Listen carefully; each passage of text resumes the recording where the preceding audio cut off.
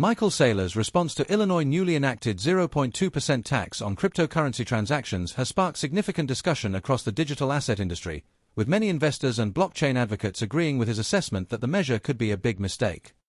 Saylor has long been one of the most influential voices supporting Bitcoin and the broader cryptocurrency ecosystem, and his criticism reflects a concern that additional taxes on crypto activity may unintentionally discourage innovation at a time when competition among states and countries to attract technology investment is intensifying. Supporters of his position argue that blockchain technology is still in a growth phase and benefits most from policies that encourage participation, entrepreneurship, and capital formation rather than adding new transactional costs.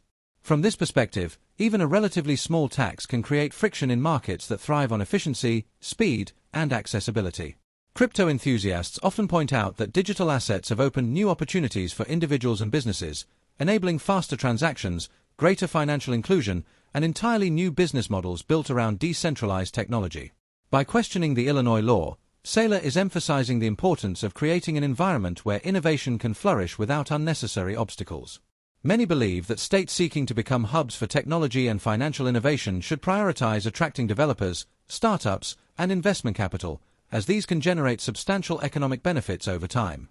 Saylor's comments also reflect a broader philosophy that emerging technologies should be nurtured during their early stages of adoption. Throughout the history of technological advancement, regions that embraced innovation often became leaders in economic growth and job creation.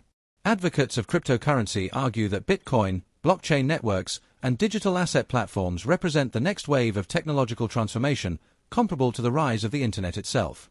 In that context, policies perceived as restrictive can be viewed as missed opportunities to position a state at the forefront of a rapidly expanding global industry.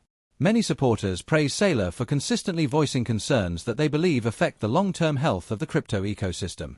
Rather than focusing solely on market prices or short-term trends, he frequently highlights issues related to regulation, adoption, and economic competitiveness. His criticism of the Illinois tax has therefore been seen by many as part of a larger effort to encourage policymakers to consider how regulatory decisions may influence innovation, investment, and technological leadership in the years ahead.